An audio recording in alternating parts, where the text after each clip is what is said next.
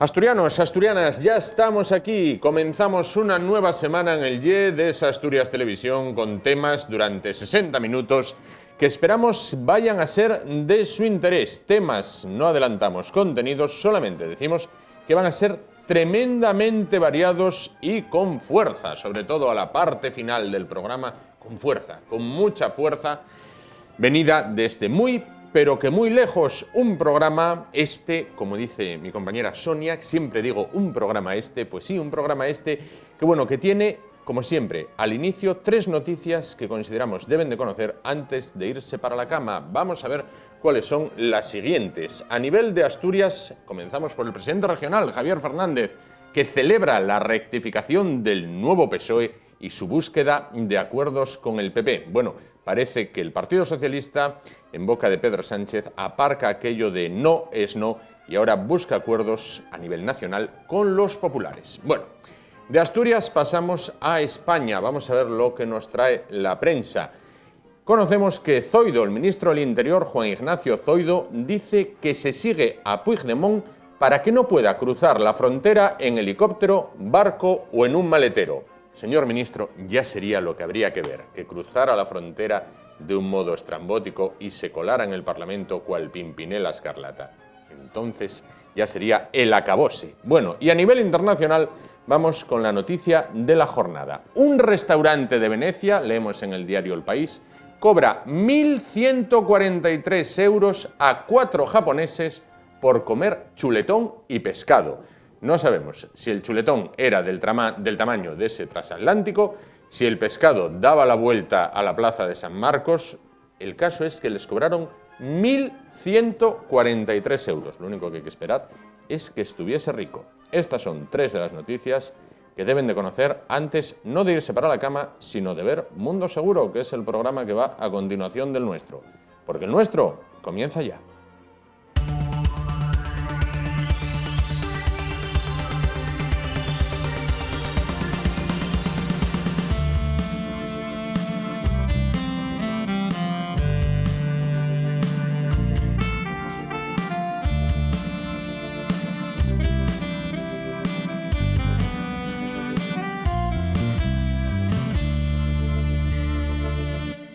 Bueno, pues comenzamos y lo hacemos hablando de un tema del cual, bueno, pues hablamos prácticamente cada 10, 15 días. Bueno, pues se imaginan en el centro de Asturias una factoría que tuviera pues aproximadamente 1.000 operarios. Bueno, pues en síntesis, el acuartelamiento Cabo Noval en el concejo de Siero no deja de ser un centro de trabajo en el que, bueno, pues laboran diariamente aproximadamente 1.000 personas. Son los integrantes, hombres y mujeres profesionales de este regimiento, con los cuales vamos a hablar hoy, a partir de este momento.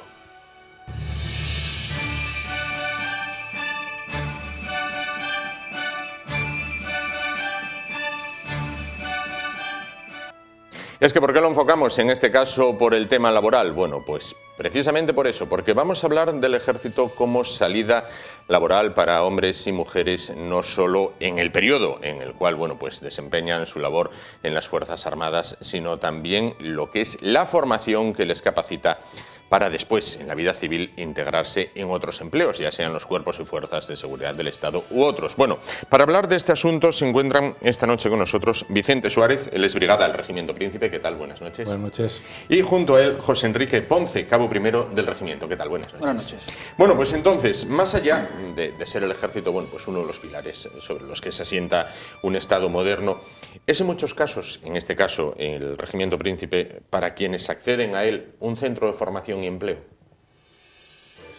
Podríamos decir que sí. Como habías comentado antes, formamos parte de la plantilla del regimiento, bueno, y del acuartelamiento Cabo Noval, que hay más unidades, pues unas 1.000 personas. Ahí estamos desempeñando nuestra función y ganándonos la vida con nuestra profesión. Lógicamente, claro. Bueno, ¿qué valores principalmente destacarían que adquiere la persona que se forma en el ejército? Valores, se adquieren muchos valores. Podría destacar valores tales como la disciplina. La disciplina es fundamental en cualquier ejército, ¿no? Cualquier unidad. La disciplina, el compañerismo, muy importante, ¿no?, entre los miembros de las Fuerzas Armadas, los cohesiona y los lleva a cumplir los objetivos. El espíritu de sacrificio. Un militar siempre tiene que ser abnegado, tener espíritu de sacrificio, solidaridad, solidario, y valores tales también muy importantes como el amor al servicio y el amor a la patria. Entiendo que esos valores, una vez que uno finaliza su periodo en el ejército, no se olvidan. Esos quedan inculcados como cuando éramos pequeñitos y te inculcaban la educación en el colegio, ¿no? Casi toda probabilidad. Bueno, ¿cuánto tiempo llevan ustedes en el ejército? Yo sobre 21 años, más o menos. 21 años. ¿Y usted? Este año haré 30 años desde que ingresé en el ejército. 21 y 30 años. Bueno, ¿y por qué un día decidieron ingresar? Bueno, yo particularmente porque desde siempre me gustó la vida militar y bueno, hubo una época en que tenía que decidir una carrera, no me decidía por ninguna y decidí probar la vida militar y por eso opté por ingresar. Y ahí quedó. Ahí quedé. Ahí quedó, claro. Ahí quedé. ¿Y usted? Yo ingresé muy joven, ingresé con 14 años como alumno del Instituto Politécnico número 1 del Ejército, que estaba en Madrid. Y ahí estuve 3 años estudiando formación profesional. Y después ya fue cuando pasé el periodo de instrucción y ya fui destinado a las unidades, ¿no?, ya en el año 88. Claro. O sea, desde los 14 años ligado al ejército. Desde los 14 años. Que venía a ser como lo que aquí en Asturias se conocía como las escuelas de aprendices, me imagino. Sí, exactamente.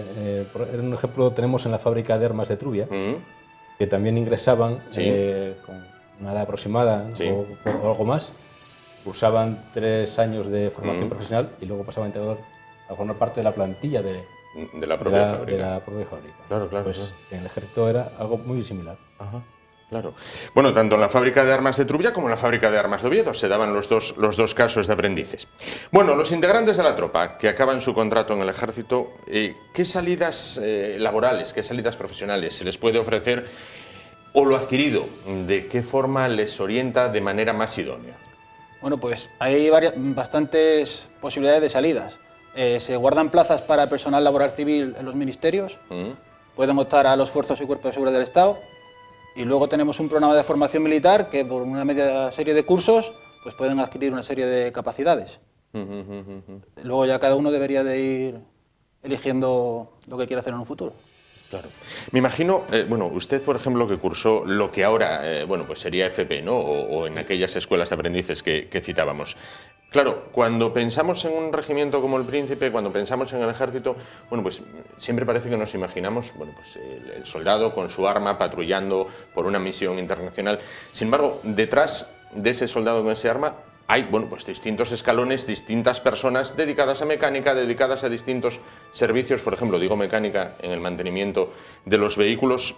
Entonces, más allá de los cuerpos y fuerzas de seguridad del Estado, ¿para qué se les capacita a la gente que está en el acuartelamiento? ¿A qué podrían dedicarse? Bien, como ha comentado, aparte del combatiente puro, digamos, el soldado de infantería, de caballería, de distintas armas que hay, está también el arma de especialistas, que es a la que pertenecemos los dos, que somos de la rama técnica, los que nos encargamos del mantenimiento tanto preventivo como correctivo de todo el material que se emplea en el ejército, ¿no? Y somos los que damos ese apoyo tanto técnico como logístico para que el combatiente pueda llevar a cabo su función. Claro. Imaginémonos, para traducirlo a la vida civil, no deja de ser un servicio, por ejemplo, en los vehículos de mecánica como el que puede tener cualquier concesionario de coches, la Nissan, la Ford, la Renault, la Peugeot, cualquier otra. Hay multitud de especialidades, desde la mecánica de automoción, los mecánicos de armas, electrónicos de armamento, transmisiones, óptica, bueno, de todo el material tan diverso que existe en el ejército, pues hay especialidades para todo. Y al ser, me imagino, un material tremendamente tecnológico, hay que estar al día, hay que reciclarse en cuanto a, bueno, saber manejarlo, saber repararlo y saber ponerlo en... Sí, claro, el material va evolucionando tecnológicamente, pues nosotros tenemos que evolucionar con ese material, no podemos quedarnos atrás, porque entonces no seríamos capaces de cumplir con nuestra misión. Claro, se produciría un estancamiento en ese caso. Bueno, ¿por cuánto tiempo adquiere un compromiso con la milicia la persona que accede como tropa a día de hoy? Pues la persona que quiere acceder como tropa a día de hoy, pues primero tiene que hacer una oposición, unas pruebas físicas y médicas, y luego adquirir un contrato de duración de 3 años. Estaría 3 meses en lo que digamos que es el centro de instrucción. Una vez ahí firmaría el contrato como soldado y luego pasaría a la unidad a desempeñar las funciones de la especialidad que haya cogido. Una vez superados esos 3 años, o una vez cumplidos esos 3 años, si la persona pues, se encuentra a gusto y quiere prolongar su periodo militar, ¿puede y cómo debe hacer? Pues lo podría hacer, podría volver a hacer otras renovaciones hasta los 6 años. A los 6 años ya tendría que adquirir lo que se llama compromiso de larga duración, que ahí estaría hasta los 45 años de edad, y durante ese tiempo, una vez que el individuo tenga 14 años de servicio cumplidos, puede optar a las plazas que hay como tropa permanente, donde se adquiere la condición de militar de carrera, o a lo largo de esos tiempos puede optar a otras opciones que hay. Por ejemplo, cuando se lleva un año como integrante de las Fuerzas Armadas, puede optar, por ejemplo, a la Academia de Suboficiales, que hay plazas reservadas para ellos, por ejemplo, o a la Academia General, dependiendo de si tiene titulación académica o tiene prueba de acceso a la universidad. O sea que hay varias opciones a lo largo de la carrera militar. Claro. Ya elección de cada uno, bueno, claro. Una vez finaliza ese periodo. Bueno, durante años ingresar en el ejército fue una salida laboral para muchos jóvenes de este país, bueno, y de otros países, incluso vino gente de fuera. Tras la crisis, ¿hay más oferta que demanda? Bueno, a lo largo de todos estos años que llevamos en el ejército, siempre se ha visto que cuando hay un periodo, digamos, de crisis en el país, se ve como hay más interés por ingresar en las Fuerzas Armadas, ¿no? Luego vienen los periodos donde la economía va mejor, entonces ese interés disminuye. Pero bueno, funciona más o menos así. Hay que adaptarse. Exacto. Hay que adaptarse, sin duda. Bueno, ¿cuánto hay de vocacional y cuánto de encontrar un puesto de trabajo en la persona que accede? Hombre, yo pienso que siempre hay algo de vocacional, ¿no? Yo creo que las Fuerzas Armadas, por lo general, llaman la atención a mucha gente, despiertan mucho interés. Después, claro, dar el paso de ingresar, decidirte a entrar en las Fuerzas Armadas o seguir una carrera civil, una profesión civil, eso depende de cada uno, ¿no? Pero sí tiene que haber algo de vocacional o mucho de vocacional, ¿no? De todos modos, yo pienso que la vocación y el amor al servicio se va también madurando con el paso del tiempo una vez que estás dentro de las Fuerzas Armadas. No es que tengas ese amor ya de mano, eso se va mejorando, digamos, ¿no? Con el tiempo. Se va adquiriendo, ¿no? Entiendo. Bueno, una vez que ya has entrado, pues bueno, te das cuenta de cómo funciona y vas adaptándote a esas posibilidades. Bueno, ustedes llevan 21 y 30 años, respectivamente, ligados a las Fuerzas Armadas. ¿Cómo han visto evolucionar, bueno, pues, lo que es el ejército durante estos años? Ha habido un cambio importante, ¿no? Ha habido, digamos, importantes hitos. El primero, digamos que ha sido el cambio de la mili de reemplazo por el ejército profesional. En este caso. Eso ha sido muy importante. El ingreso de la mujer en el ejército. Luego, claro, la evolución de los materiales. Sí, ha habido un cambio bastante importante. Claro. A mejor. A mejor, por supuesto. Claro.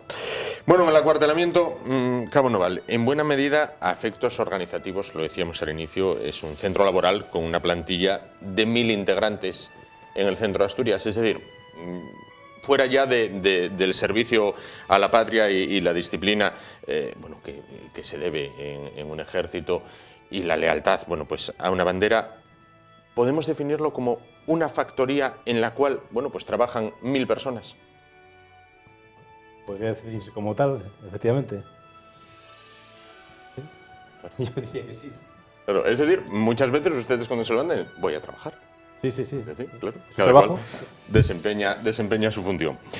¿Volverían a entrar en el ejército si volvieran a tener la oportunidad con esta perspectiva que nos da 30 años en el caso del brigada Vicente Suárez, 21 años en el caso del cabo primero José Enrique Ponce? Yo personalmente sí. Sí, porque es un trabajo que me gusta te tiene que gustar mucho, como dijo antes el brigada, de tener vocación, y tienes que tener en cuenta que no es lo mismo con 18 o 20 años, tienes la cosilla de que estás en el ejército, pero va llegando el tiempo en que empiezas a ser mayor, tienes familia, hijos, tienes que tener en cuenta de que la vida militar es dura, para tu familia también. Y entonces, una vez que sopesan las cosas, yo creo que sí, que volvería otra vez a lo mismo. ¿Brigada? Sin dudarlo, sin dudarlo, ¿no? Sabiendo lo que sea ahora mismo, pues sí, vamos, no dudaría ni un segundo. Ni un segundo, entonces. Pues muchísimas gracias a los dos, al brigada Vicente Suárez y al cabo primero José Enrique Ponce, bueno, por estar esta noche con nosotros y acercarnos, bueno, lo que es esa faceta más laboral, más fábrica, más factoría, más centro de trabajo de 1000 personas, que es el acuartelamiento Cabo Noval, bueno, pues ubicado en el centro físico de nuestra región. Bueno, pues ya ven que otras veces tratamos, bueno, pues otros aspectos que tienen que ver con otras ramas, con otras especialidades. Bueno, pues hoy hemos tratado lo que es el tema de las salidas laborales, que hay más allá del periodo de permanencia en el ejército.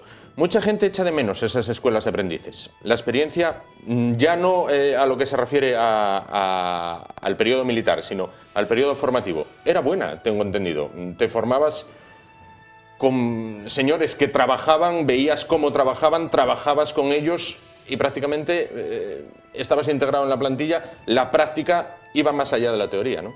Sí. Yo creo que eran muy buenas para el ejército, esas escuelas. Pues perfecto, muchísimas gracias a los dos, tal y como les decía, y nos vemos, bueno, con compañeros suyos dentro de 10-15 días aproximadamente. Nos vamos en un momentito a publicidad, volvemos y continuamos con el programa de hoy. Hasta ahora.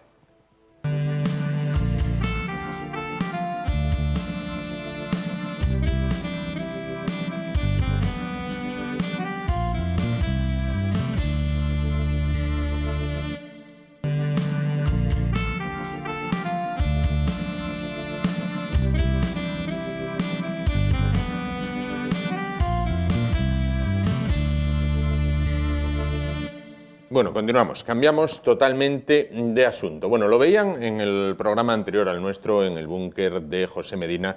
Bueno, que estaban hablando del cambio climático, pero bueno, acabaron hablando del fallecimiento, de la muerte de la osa Tola. Bueno, para hablar de este tema y del futuro que espera a continuación, bueno, pues a ese cercado osero, bueno, en la zona de Santo Adriano, a caballo entre Santo Adriano y Proaza, se encuentra esta noche con nosotros José Tuñón, él es director de la Fundación Oso. ¿Qué tal?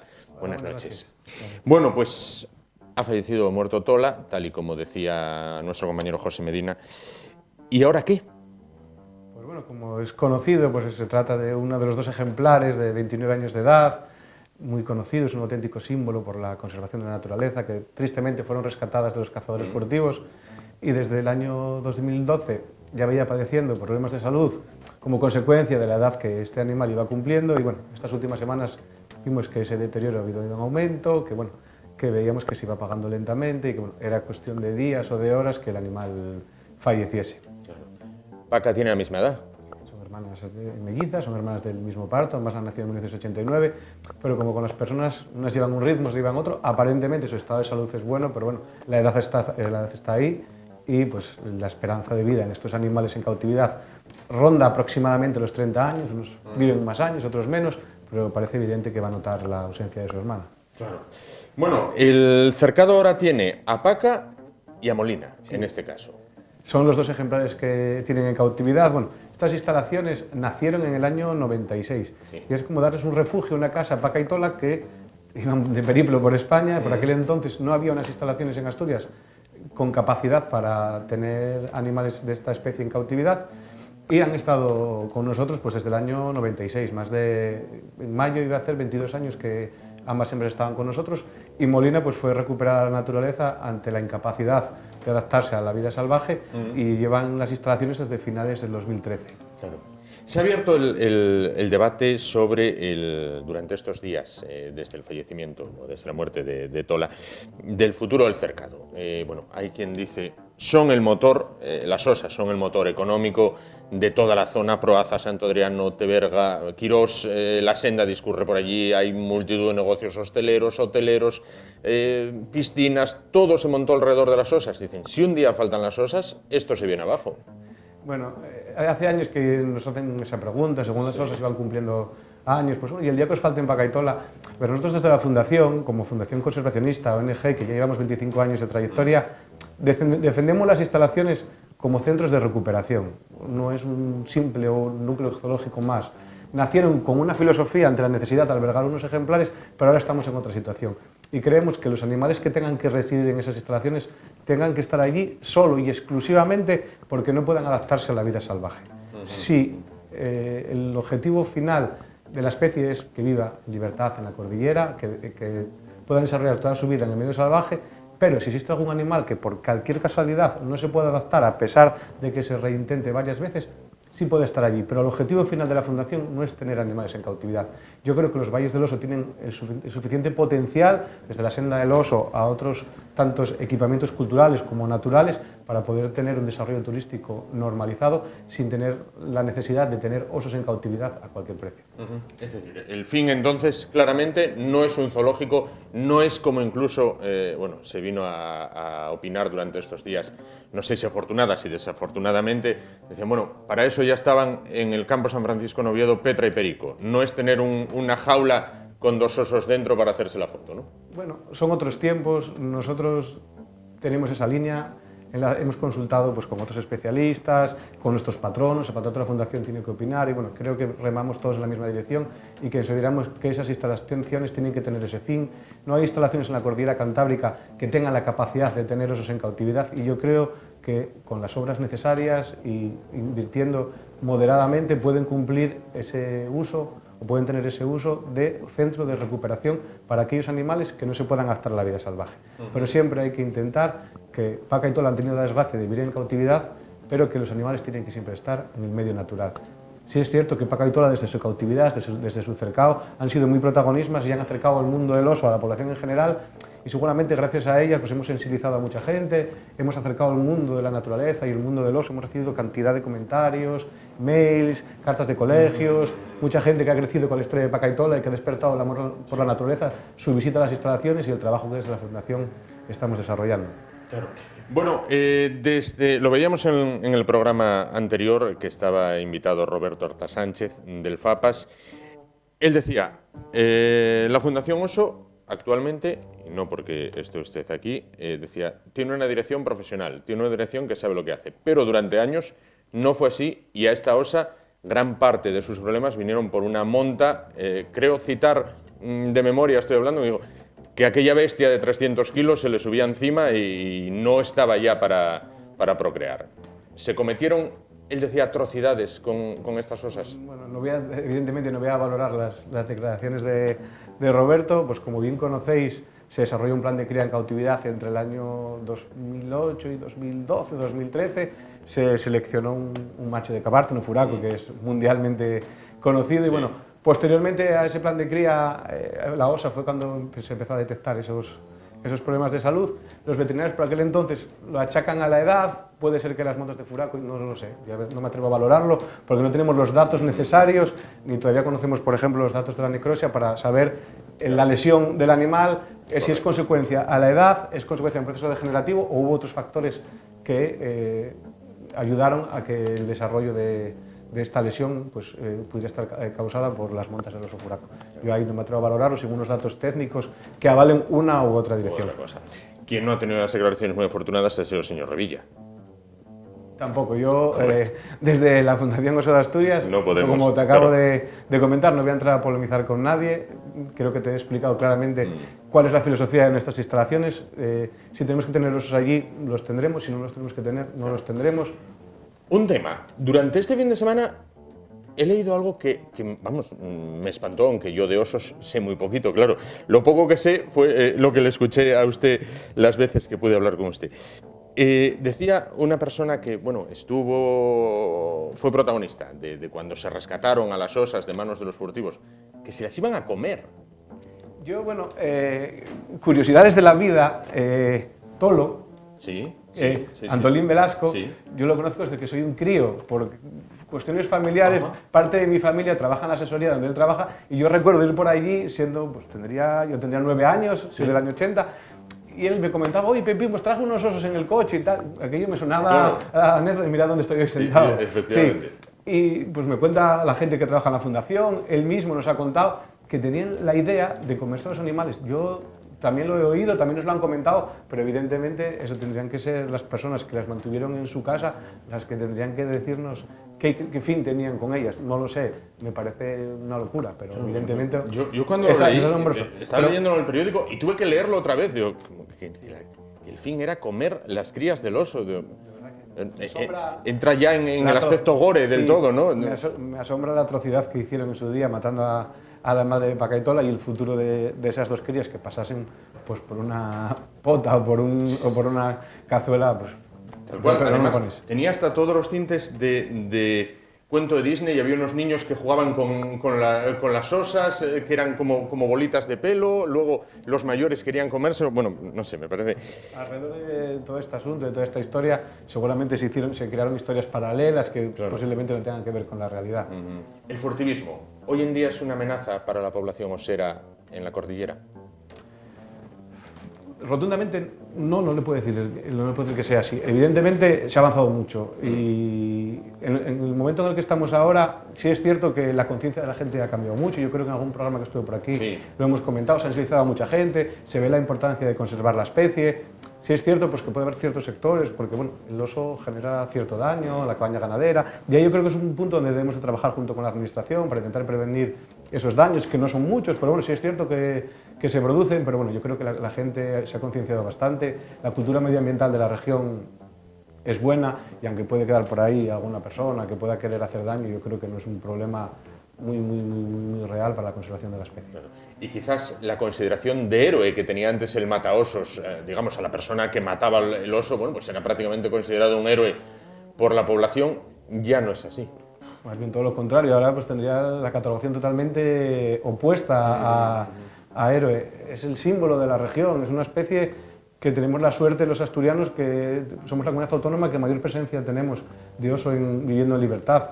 El siglo XIV lo teníamos en Andalucía, la presión de cazadores, de alimañeros, de ganaderos, fue prácticamente acabando con la especie. Aquí fuimos la primera región que protegimos al oso en el año 73, después vino la legislación estatal y el esfuerzo de administraciones, alcaldes, ONGs conservacionistas, biólogos y sobre todo el compromiso de la gente que vive en las zonas rurales ha conseguido que la especie vaya para arriba y, bueno, se recupera, ¿no? Se recupera, su periodo crítico posiblemente lo haya pasado y ahora pues tenemos que ir gestionando esos más de 250 osos que tenemos en cordillera, pues gestionarlo con las actividades ganaderas y agropecuarias y con ese aumento del turismo de observación y de naturaleza que tenemos que hacer compatible con la conservación de la especie. Bueno, actividades de la Fundación. La vida sigue y aunque falte tola, bueno, pues está Paca, está Molina, bueno, hay unas instalaciones que hay que cuidar, mantener. Ustedes hace escasamente unos meses, bueno, mantenían una exposición muy bonita, por cierto, en el Ridea. Sacaban, bueno, distintas actividades como la de qué hacer si nos encontramos con un oso. Bueno, ¿qué actividades hay en agenda para lo que queda de año? Pues mira, ahora en febrero, esa exposición que estuvimos en el Ridea desde el 16 de octubre al 5 de noviembre, creo recordar, la vamos a trasladar a Intu Asturias, que es patrono de la Fundación Oso de Asturias, y nos ceden un espacio en su centro comercial entre, creo que es el 18 de febrero y el 18 de marzo, un lugar muy transitado, con mucha visibilidad, y ahí vamos a tener la exposición durante ese mes con personal de la Fundación, y ahí pues vamos a tener la capacidad también de llegar a mucha gente, de hacer muchas actividades y seguir un poquitín con nuestra tarea de sensibilización y educación ambiental. Y luego pues las distintas ofertas educativas que tenemos para toda la primavera la tenemos completamente llena, al 100%, estamos muy contentos con el trabajo que realizamos, y luego bueno, estamos abriendo distintos estudios, con posibilidad de hacer algo de investigación, y de cara al verano todavía no es fijo, pero queremos trabajar con los turistas que se acercan a los parques naturales, hay mucho turismo en esos espacios y queremos hablar con ellos, queremos trabajar con ellos para que su presencia en estos espacios sea lo más respetuosa y lo más compatible con la conservación del oso y de la naturaleza en general. Yo creo que es un campo que está sin trabajar, sin explorar, y hay esa cantidad, ese volumen de personas que visitan esos espacios. Yo creo que hay que trabajar con ellos para que su presencia allí pues, sea positiva tanto para la economía rural como para la conservación de la naturaleza. Turismo que va en aumento, además. Está claro, nosotros, pues bueno, nuestra sede está en Proaza, conocemos la senda del oso, vemos el flujo de gente que visita esos valles Y yo pienso que mucha gente pues visita estos territorios, no conocen en realidad lo que va a ver, porque mucho es lo que está de moda, lo que está de oídas. Todos conocemos los ejemplos de los parques naturales, Monsomiedo, Redes, Cangas de Narcea, cada vez se visitan más esos espacios, está de moda ese tipo de turismo, y yo creo que hay que aceptar ese volumen de gente. Yo creo que se puede trabajar con él y podemos conservar estos valores naturales trabajando con este tipo de población que posiblemente conoce qué bonito es este entorno, pero si trabajamos con ellos pueden valorarlo mucho más positivamente y hacer educación ambiental con esos colectivos que no conocen la calidad del medio ambiente tan excepcional que tenemos aquí en Asturias. Pues sin duda. José Tuñón, director de la Fundación Oso, muchísimas gracias por estar con nosotros esta noche, bueno, por hablarnos acerca de la situación actual en el cercado de Paca, que ahí está, de Molina. Bueno, y bueno, pues tal y como decía el anterior invitado en el anterior programa, bueno, pues ahora sí, la Fundación está en manos profesionales. Muchísimas gracias por estar esta noche con nosotros. Gracias a vosotros y como siempre un placer estar aquí. Nos vamos a publicidad y vamos a cambiar totalmente de asunto porque a vuelta de unos anuncios, la fuerza va a acompañarnos. Hasta ahora.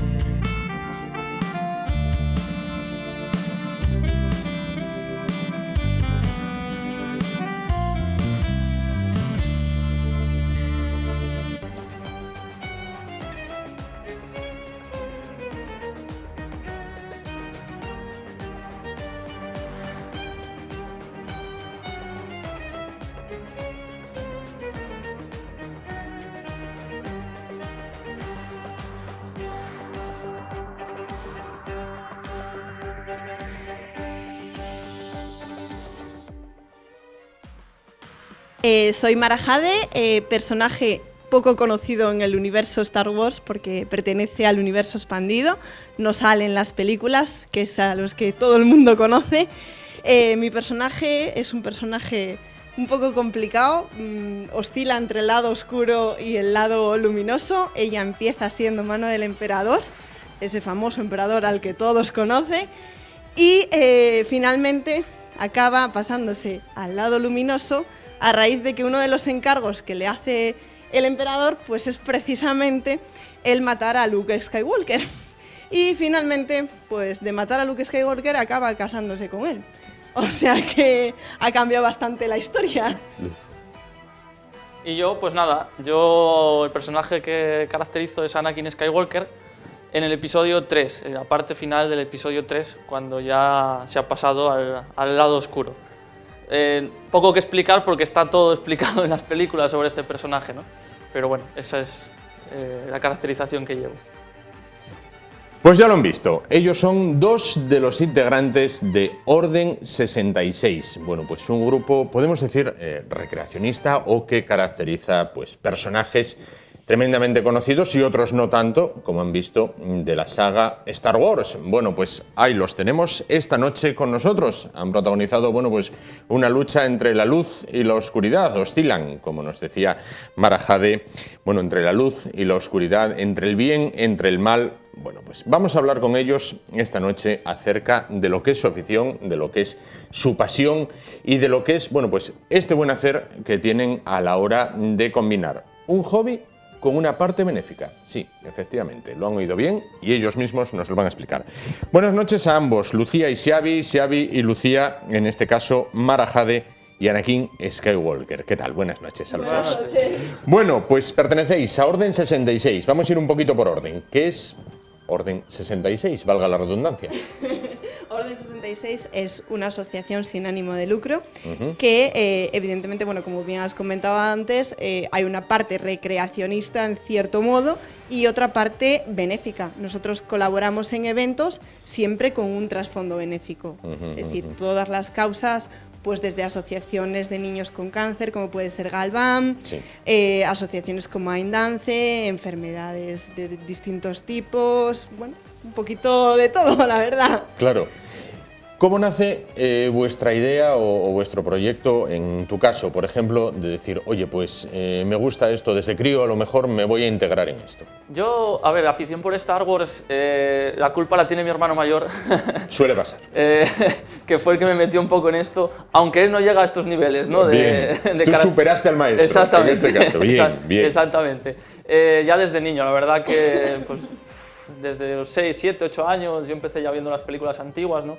Y me pilló justo la época con esa edad de 9, 10, la época ya del episodio 1, episodio 2, episodio 3, que a mí personalmente son las películas que más me gustan. Y a partir de ahí, bueno, luego ya, aparte de Orden 66, digamos, fue un poco por casualidad realmente. Me enteré de que existía esta asociación por el Festival Metrópoli que se hace en Gijón todos los veranos, y me enteré un poco de lo que hacían, a lo que se dedicaban y demás, y ahí me metí ya.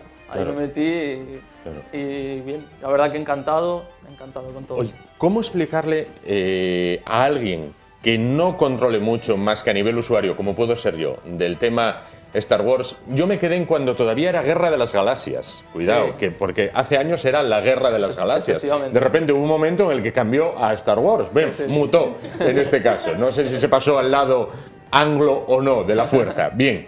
¿Cómo explicárselo a alguien que bueno, tiene un conocimiento nivel usuario básico, lo que es esta tremenda afición que vosotros tenéis, por ejemplo?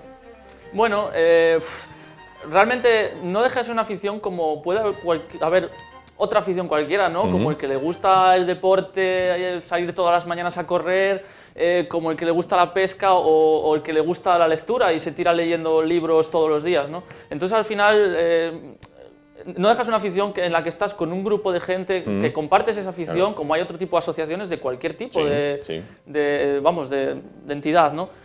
Y además de ello, si luego puedes ayudar a personas, a otros colectivos que lo necesiten, cualquier tipo de ONG de cualquier tipo, pues genial, porque ya haces algo que te gusta y lo compartes realmente y ayudas a otras personas que puedan necesitarlo. O sea que Claro. combinas eso, vamos. ¿Cuántos sois en Orden 66? Y por ejemplo, si hay gente que nos está viendo que dice quiero enrolarme, quiero dar el paso, quiero apuntarme con ellos, ¿puede, no puede? ¿Cómo debe hacer? Somos unos cuantos. La verdad que hemos ido creciendo, cada año se suma más gente a esta afición, a esta causa nuestra.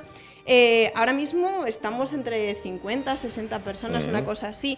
No todos con categoría de socios, porque dentro de la asociación tenemos dos rangos, como por así decirlo, los socios y los colaboradores, que para nosotros son una figura indispensable. Ellos nos ayudan a que todos los eventos y cualquier cosa funcione. Realmente sin ellos casi no lo podríamos hacer. Claro. Y mucha gente en cualquier evento se pone en contacto contigo y te viene y te dice, oye, ¿cómo puedo unirme yo a esto?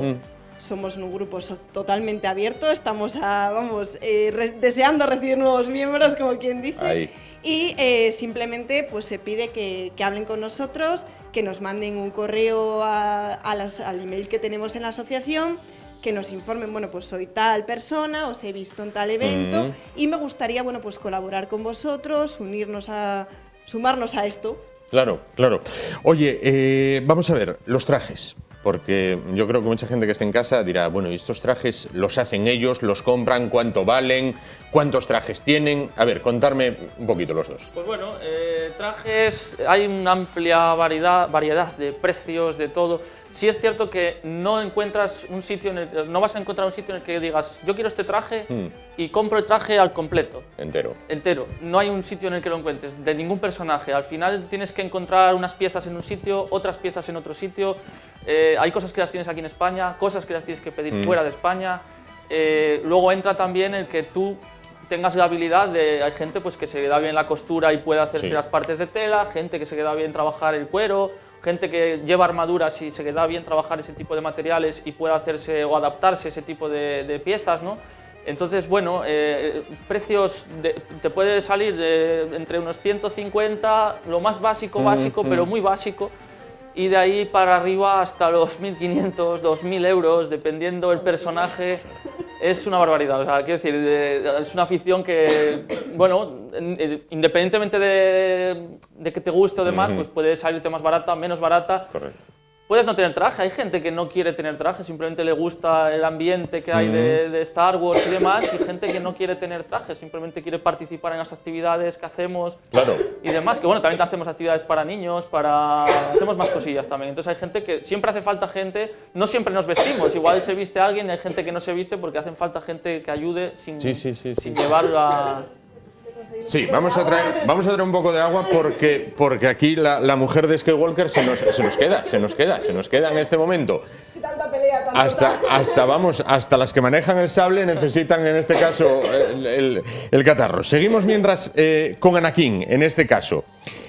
Vamos a ver, tú tenías 3 trajes, me has dicho. Sí, yo personalmente tengo 3 trajes. Tengo, bueno, este que veis, de Anakin Skywalker. Luego tengo un oficial imperial, que son los clásicos oficiales que salen en las antiguas películas, en el episodio 4, 5 y demás. Y luego tengo un soldado clon, que sale del episodio 2, los soldados clones. Y esos son los 3 trajes que yo tengo. Hay gente que tiene uno, lo que he dicho antes, ¿no? Hay gente que no, que tiene incluso hasta más, ¿eh? Pero bueno, hay una amplia variedad de trajes. Luego, dependiendo del evento y demás, pues se lleva uno, otro, el que quieras, el que más te apetezca. Siempre hay alguno que te gusta más, la verdad. Claro. A la hora de los trajes, a la hora de esta afición, bueno, ¿cuántas veces, no sé si lo habéis oído, pero vamos, ¿cuántas veces habéis oído lo de, ay madre fía, no hay otra, no te podía dar por otra cosa, ¿cómo? O en tu caso, pero bueno, vamos a ver, que ya vamos teniendo una edad, como les dijeron a los del Angliru, que ya somos mayorinos. ¿Esto lo habéis oído?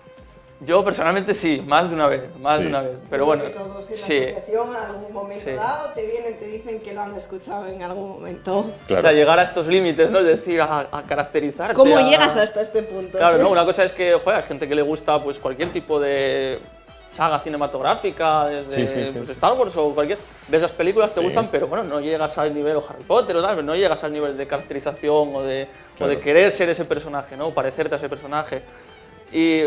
Pero bueno, sobre todo yo creo que es gente bueno, pues que igual no le gusta eso concreto. Como yo igual puedo pensar de alguien que sale a correr todas las mañanas y dices, ostras, qué valiente, ganas, ¿no? Vaya ganas, claro, ¿verdad? ¿no? Vaya ganas, sí. Pero bueno, que al final pues es una afición como cualquier otra y bueno.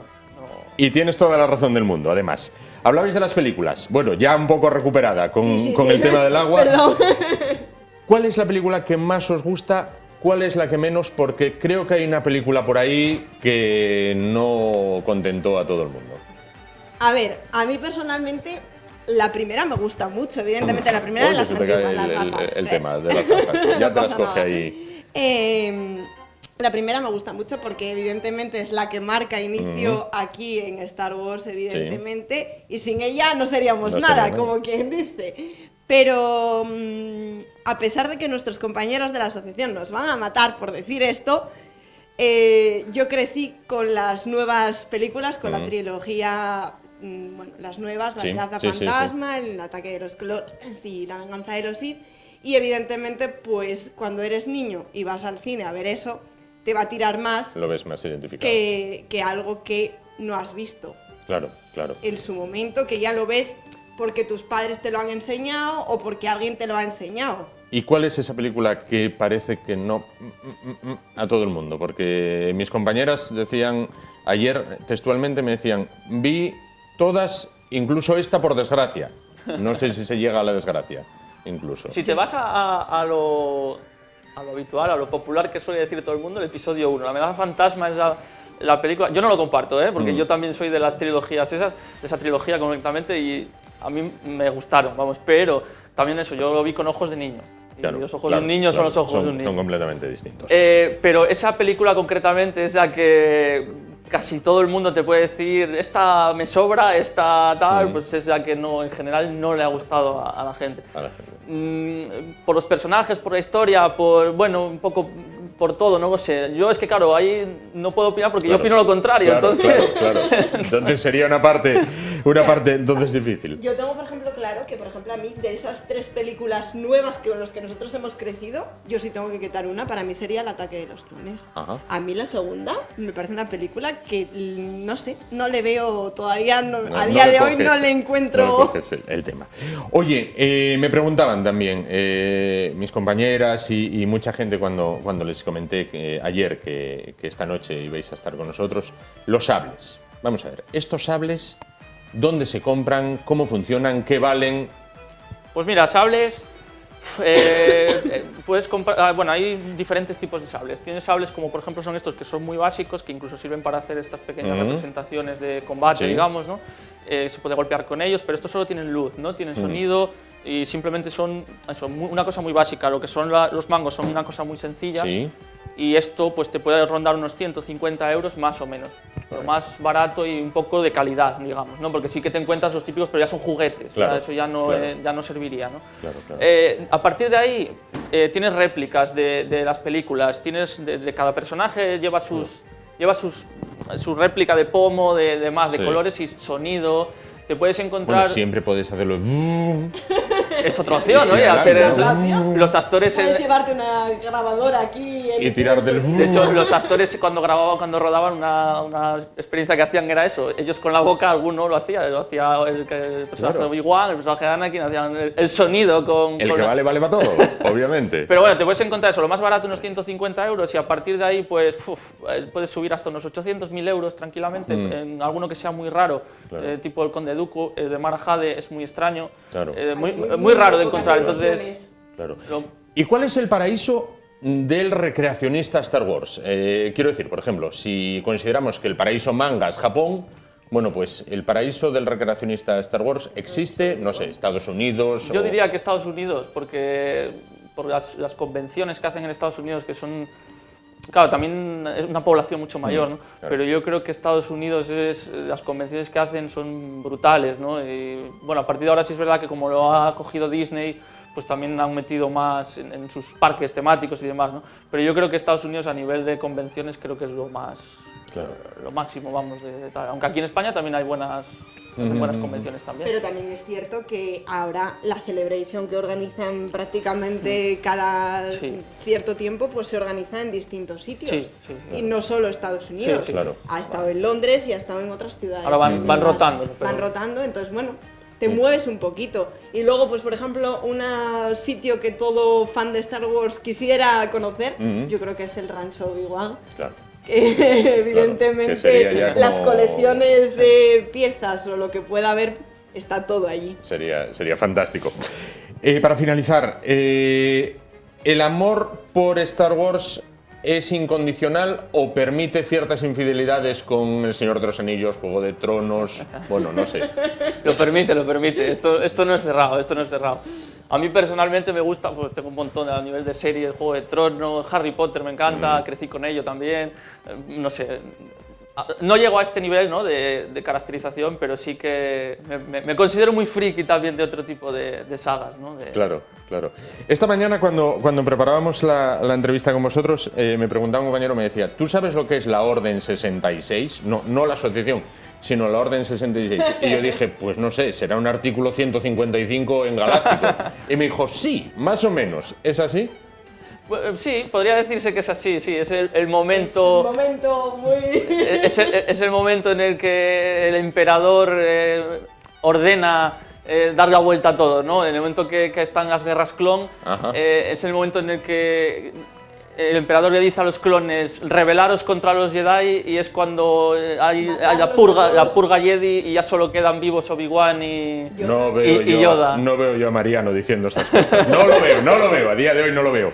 Bueno, muy rápido, me decías cuando lo preparábamos también, no deja de ser unos relatos de familia, en este caso ella se casa con Luke Skywalker, tú pasas a ser Darth Vader, con lo cual ella es tu nuera. Más o menos, sí, podríamos decirlo así. Somos familia. Y peleabais aquí como pelea la gente en Navidad cuando se junta toda la familia. Correcto. Correctísimo en este caso.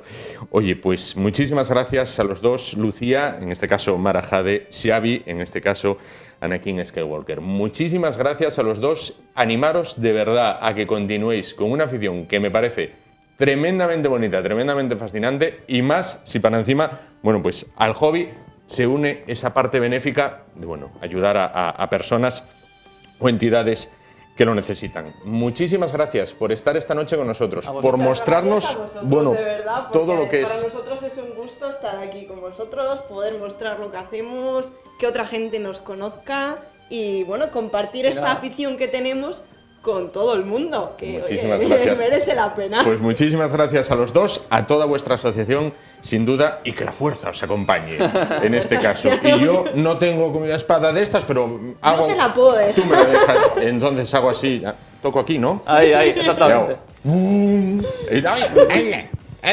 Bueno, a mí me queda mucho. Veré las películas. Muchísimas gracias.